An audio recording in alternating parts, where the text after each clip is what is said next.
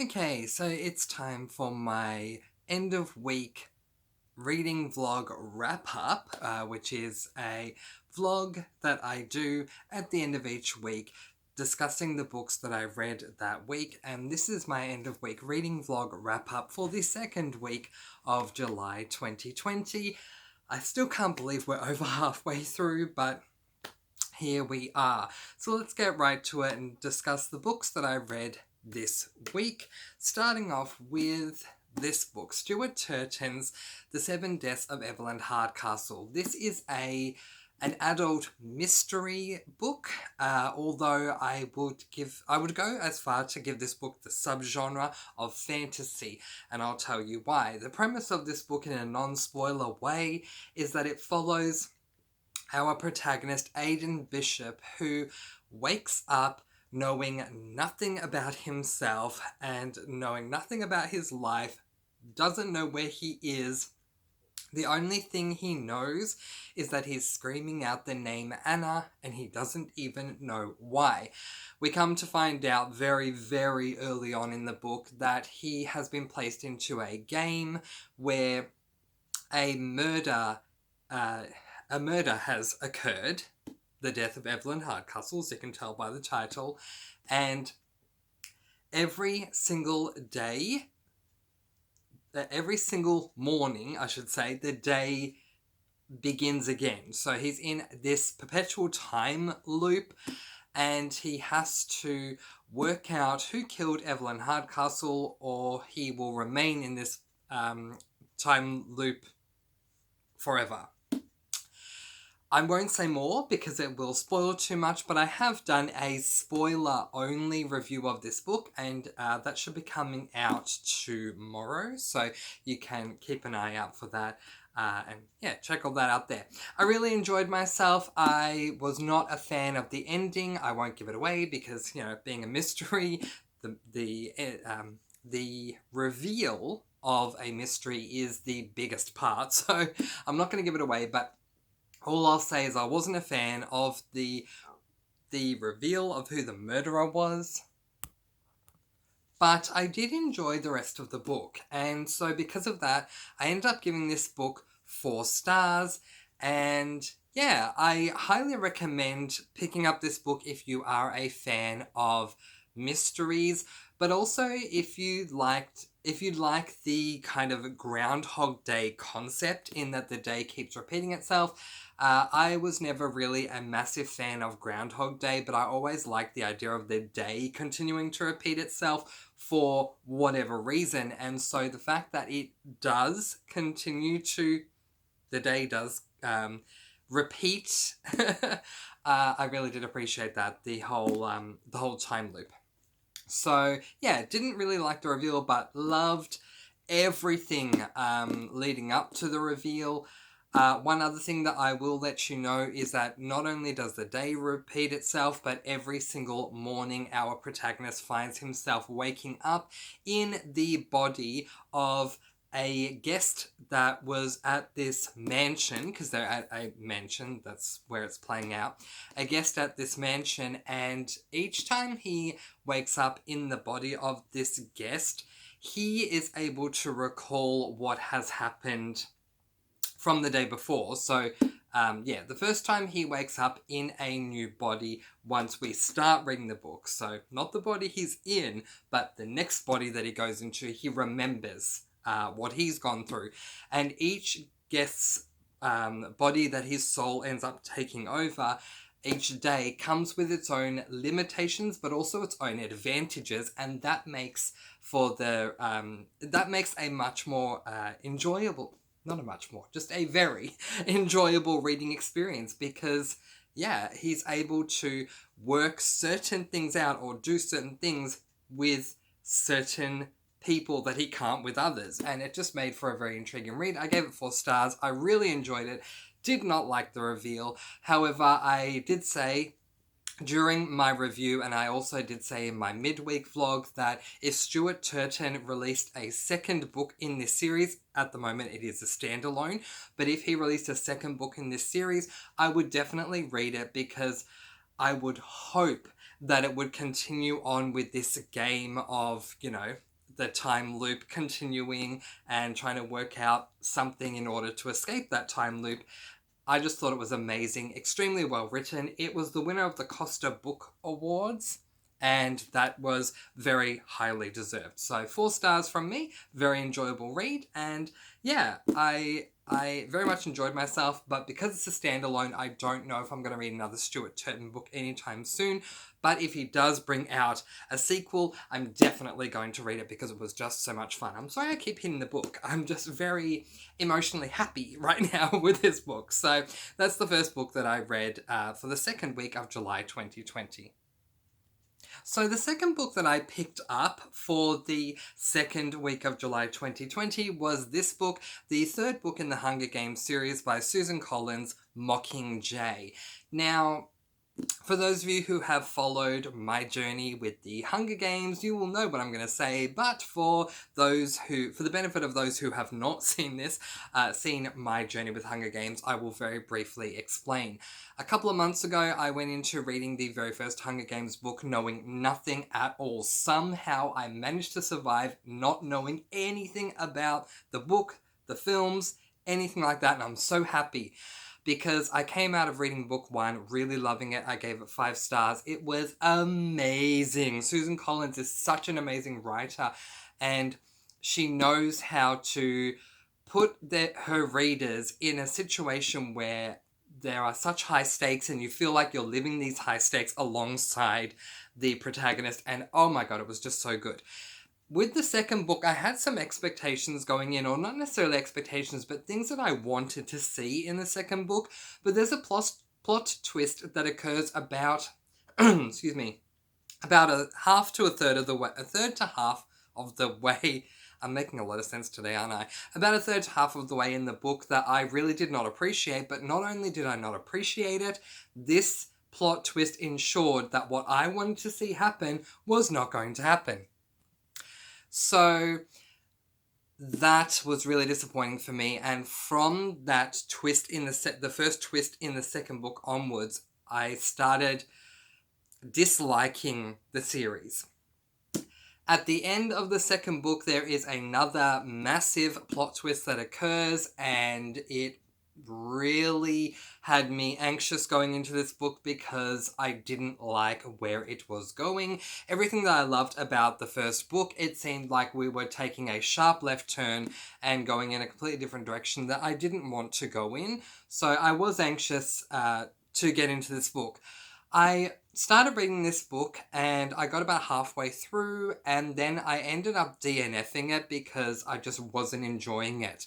However, prior to getting to the end of the week, and in fact I said this in my midweek vlog, I did decide that instead of DNFing it, I was just temporarily shelving it, and what I was going to do was go back, give this book another chance, and read it through the eyes of someone who isn't going to rate the book on enjoyment level, but is going to rate the book based on how good the book is itself. So not just enjoyment, but as far as how closely Susan Collins sticks to the dystopian genre, her writing style, the character arcs, the world building, all that kind of stuff, rather than rating it for level of enjoyment alone. I also didn't want to be reading too much of it every day because I knew if I did that I would DNF it again. So I decided that I was going to read a very small amount for me, which is about 2-3 chapters a day, and that I would take about 8 days to get through it. So I am only in my reread there.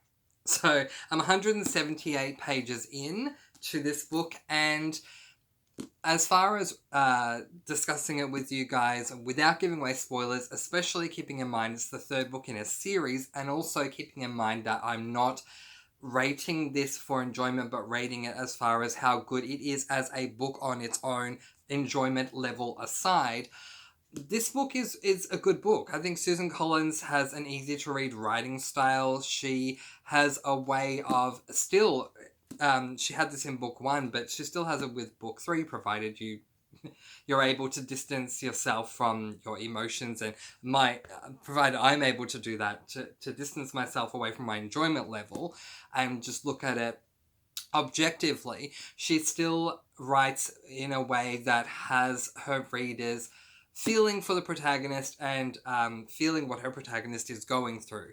Am I a fan of this book personally? No, but can I see why some people really love this book? Yes, I can. But I'm not going to spend any more time on this book. So let's move on to... I'm going to finish this book hopefully by the end of next week. So yeah, we'll talk about them. But as I said, I need 2-3 chapters a day. That's all I'm doing, no more. And yeah, we'll talk about that then. But let's move on to the third book that I am reading, and the second book that I have finished, that I've completed for the second week of July 2020. I'm just going to take out some bookmarks because I just finished reading it, and so I hadn't taken the bookmarks out. And that is this book, 13 Reasons Why by J. Asher. You guys. Prior to reading this book, I was doing my midweek reading vlog, the latest vlog, and if you haven't seen it, then just go over to my reading vlogs tab, or whatever you call it, my reading vlogs section in my playlists, and you can see that I spoke about this book, and I said that I was definitely going to be reviewing this book no matter what. I'm so glad I made that promise, because I came out of this book really happy. I have not reviewed it. I literally just finished it moments ago, but I am going to be giving it, spoiler warning, I am going to be giving it 5 stars because it is such an incredible book. My level of enjoyment of this book was 5 stars, but in saying that, this book is not a book to read for fun. While it is a work of fiction, it is an incredibly serious book that deals with incredibly serious subject matters. It deals with teenage issues, and certainly teenage concerns. So one of the biggest ones is teen suicide, and there's also teen sexual assault, I guess, because we can't say the R word on YouTube, but the R word is used in this book. So the basic premise of this book is that Clay Jensen, who is there, well, at least this is a picture of the actor who plays Clay in the TV series, so we're just going to say this is Clay. Clay Jensen one day wakes up to find a box that's been delivered to his house. It's outside his door, addressed to him. He opens up the box to find... to keep it simple, I'm just going to say 13 tapes. 13 cassette audio tapes. He doesn't know what's on them, but he does remember that his dad has a tape. He has like a stereo that you can put cassette tapes in the garage. So he goes down to the garage and puts in the first tape, and to paraphrase, the very first thing that he hears on that first tape is, "Hi, this is Hannah Baker," and yeah, Hannah Baker, which is this lady who's in the shadow there, looks like a ghost, and looks like a ghost for a reason. Hannah Baker was a classmate of Clay's, and 2 weeks prior to Clay receiving these tapes, she... this is going to be tough for some people to hear, but going to be neutral here because I am talking about this book. She committed suicide. She killed herself. So on these tapes, she says within the first couple of sentences of the first tape, she says there's always 13 sides to every story, and there are 13 reasons why I killed myself, and here they are. And she basically lists every reason and every side of each tape. So not necessarily 13 tapes, but each side of each tape contains a separate reason as to why she ended up killing herself. And it gets more and more dramatic as the story goes along. Now, it is a work of fiction, but it definitely shines a massively glaring light onto a topic that is mostly shoved under the carpet, which is teen suicide, and I really appreciate that. Now, unlike Hunger Games, I went into 13 Reasons Why the book, having seen every single episode of the show. When the first season came out, I knew what the subject matter was going to be, and I decided to watch it, and I was blown away by the fact that there were people brave enough to put this on the air and to shine a light, this massive beaming light, onto a topic that is generally shoved under the carpet. For me, I was in a position where I could watch it without being triggered, and I think that this show has done so much for so many people. I understand some people think that, if you have seen the show, some people think that it glamorizes suicide, but I completely disagree. First of all, I don't think you really can. Well, I mean, I guess you can glamorize suicide, but I certainly don't think the show glamorizes suicide. I think, if anything, I love the premise of the show because it allows viewers to see, even though it is scripted and there are actors portraying these parts, things that actually happen for teenagers. And even though I wasn't a teenager recently, I was a teenager once, and I remember how tough it was for me, going through high school and being a teenager and facing all the things that I did face. And so the fact that they're actually putting this stuff out on TV, I really, really, really appreciate. But back to the book. So I had seen the first season, then I saw the second season, then I saw the third season, then this year the fourth season came out and it was the final season. I saw the entire fourth season, and then I thought, I wonder if this is a book, and turns out it is. It's a very famous book written by Jay Asher, and so I purchased the book and put it onto my TBR. Now, for those of you who know the show, and those of you who don't, I've explained the basic spoiler-free premise here. One of the biggest differences, so the adaptation of the show from this book to be fair, is season 1. Season 2 onwards is creative liberties that were taken by the writing team, I guess. But this book was the original source material for season 1 alone. In season 1 of the show of this book, the adaptation of this book, things happen in the same way. It's just that Clay takes the entire first season to listen to all the tapes. So there's more. Everything that's in this book is in the show, but there's more added to it to make it a whole season. Where if 13 Reasons Why had come out as a film, I think it would have been done very differently, and it probably would have stuck closer to the book, because in the book, Clay listens to all of the tapes in one night. So, whereas in the show, when he hears stories about certain people, some of them being his classmates, he's able to then confront them in the show because he's taking this long to get through the tapes, and he still goes to school in the meantime. Where the book opens up on the day he receives the tapes, and the book closes the very next morning before he's confronted anyone, but he's listened to all the tapes.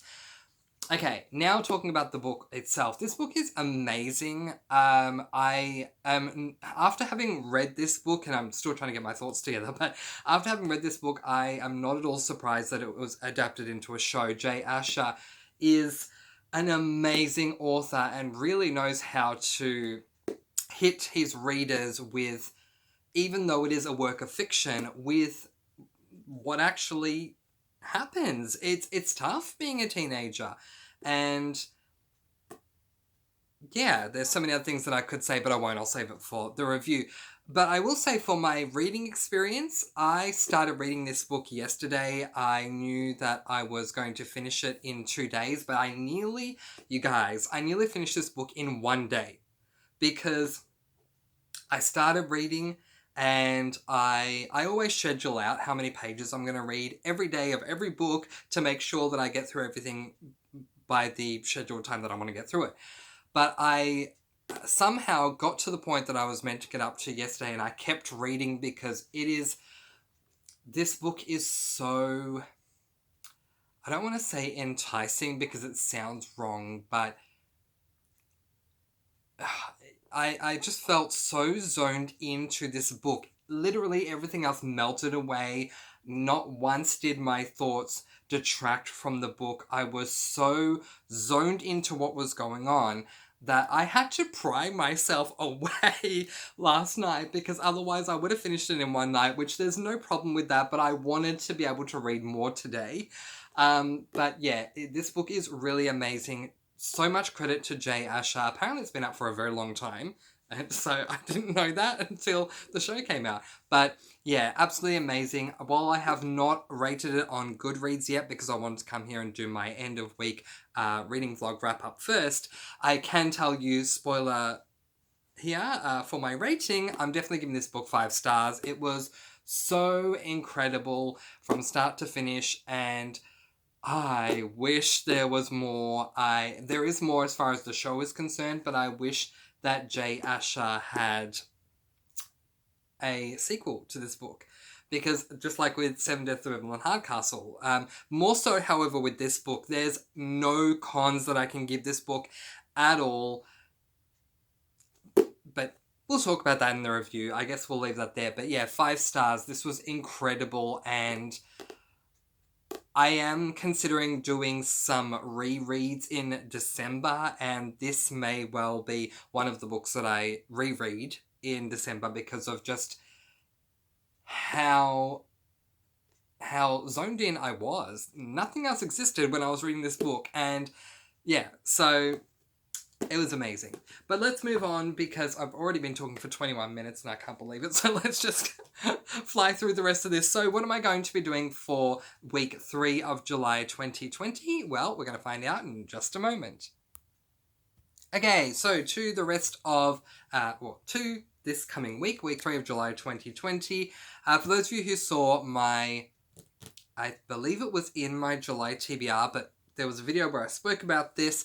I am going to be, week 3 of July 2020, I'm only going to be reading 2 books. Well, I only planned on reading 2 books, but since I'm also reading Mockingjay, it will end up being 3 books, but I'm kind of reading Mockingjay alongside whatever else I'm reading till Mockingjay is done.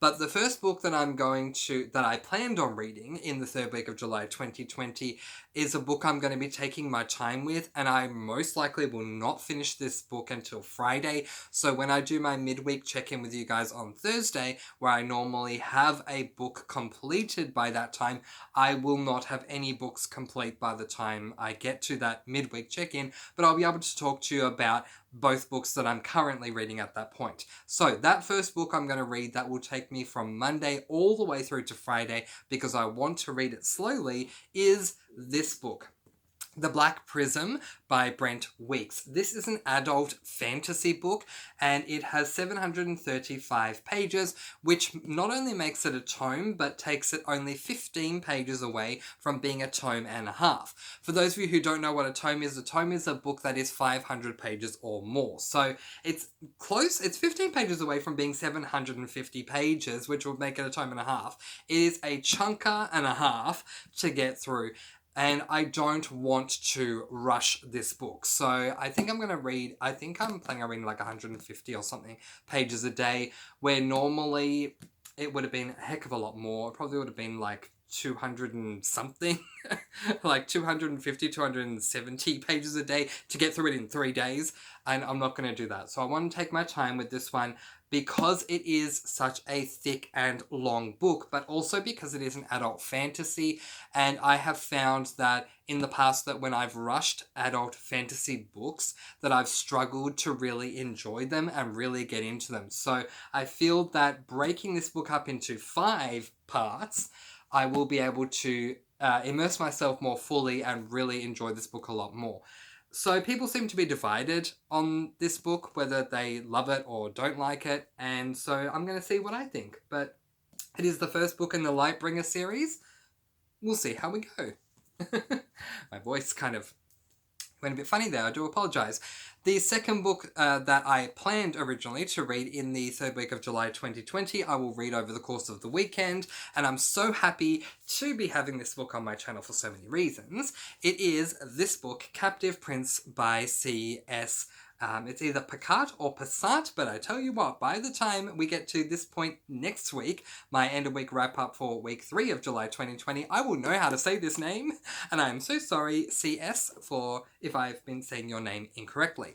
The reason I'm really excited to be reading this book is because this book is an adult fantasy. So I have been talking for a little while now about the fact that the LGBTIQ plus community books have been very underrepresented on this channel, and that is something I wish to fix. Oh my gosh, I'm wearing a t-shirt with the rainbow flag. How perfect!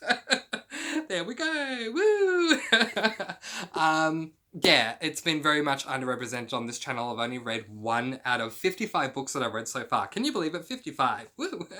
Out of the 55 books, I've read 1 that was an LGBTIQ plus book. That has to change. I need to read more LGBTIQ plus books. What I love about this book is that it is an adult fantasy, which means stands for male, which means that the main characters that are in a romance or a relationship are 2 guys. And so I really do appreciate this. There's a whole lot more to this story that intrigued me, and I will get more into that when we talk about it at the end of next week.